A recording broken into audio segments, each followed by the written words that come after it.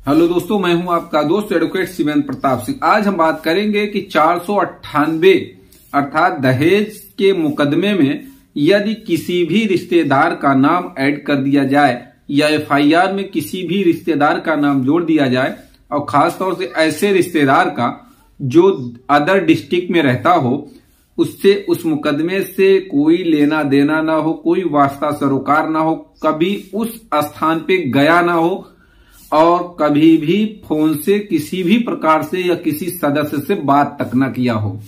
ऐसे मामलों में उसको क्या करना चाहिए, उसे अपना बचाव कैसे करना चाहिए। अक्सर आपने देखा होगा कि 498A 323 504 506 3/4 डीपी एक्ट के साथ 376 और 377 जैसी धाराओं को बखूबी इस्तेमाल में लाया जा रहा है।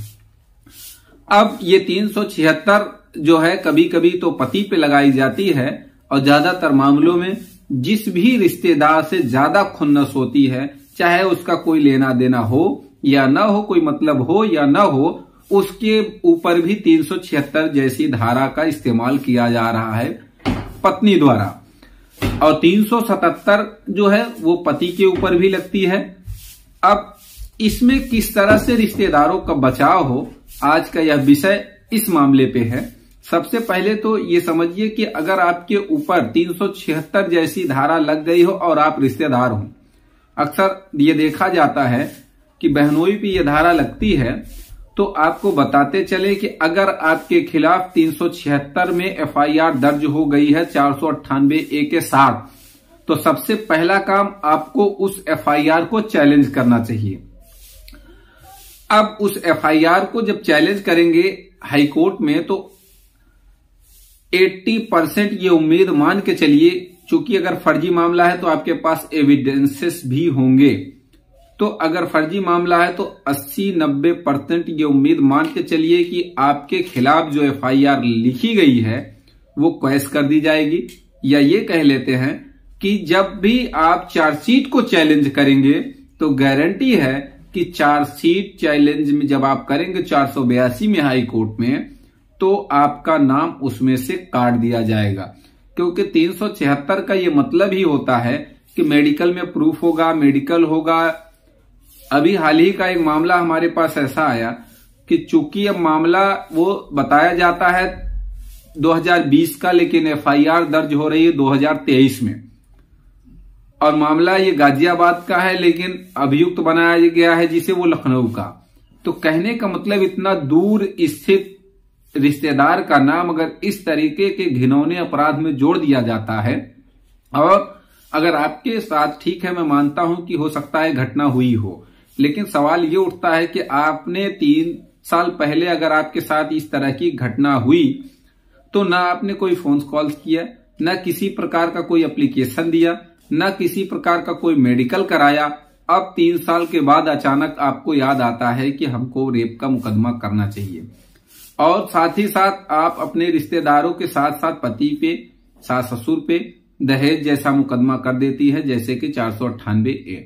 तो क्या इस तरीके की जो धाराओं में आपने रिश्तेदारों पे मुकदमा किया है, कहां तक वो सही है, किस हद तक वो सही है?